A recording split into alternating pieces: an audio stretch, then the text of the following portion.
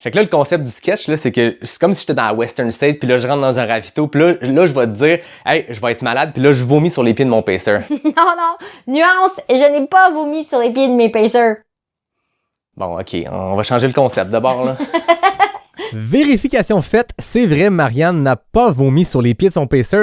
Bienvenue à ton tour d'actualité du 11 juillet présenté par Café Charlevoix. Le week-end dernier, c'était le Québec Mega Trail qui a sacré 4 champions canadiens sur ses formats de 50 et 80 km. Donc, félicitations à Claudine Soucy, Jean-Philippe Thibodeau, Elisa Morin et Dany Racine. Et attention, Elisa Morin sur le 50 km, elle a terminé deuxième au classement général, plus de 40 minutes sous le record du parcours.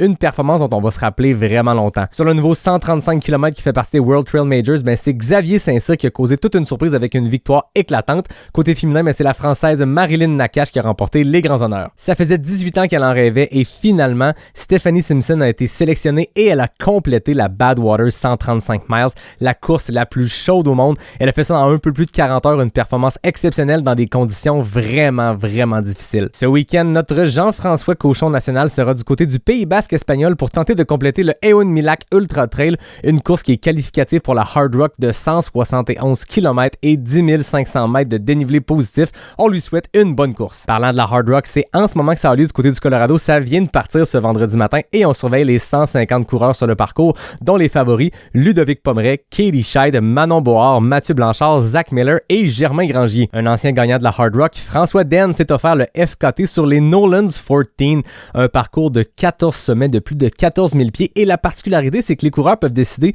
le parcours qu'ils font pour atteindre ces 14 sommets-là. Ça s'appelle du peak bagging. Dans le cas de François, ça lui a donné un parcours d'environ 150 km et 14 000 mètres de dénivelé positif qu'il a complété en un peu plus de 35 heures, retranchant 3h30 au précédent FKT. François vient de confirmer qu'il serait de retour à l'UTMB en 2025. Ça promet. Athlétisme Canada a dévoilé de nouveaux noms qui joignent l'équipe canadienne qui se rendront aux championnats mondiaux en Espagne prochain. Donc, à celles et ceux dont je vous ai déjà parlé s'ajoutent les Québécois Elisa Morin, Samuel Poher, Lucas Serré, William Lebel, Robin Lefebvre et Christopher Lévesque-Savard. C'est l'été, c'est les vacances, mais comme d'habitude, j'ai pas l'intention de ralentir la cadence d'épisode. Par contre, je vais ralentir la cadence des cafés du vendredi. J'ai beaucoup de fun avec ça, mais ça prend du temps. Et là, je tourne mon focus vers la préparation de la série sur les sentiers de Chamonix qui va porter sur l'UTMB 2025. Merci pour tout, merci à Café Charlevoix et je vous souhaite un bon week-end et une bonne hard rock.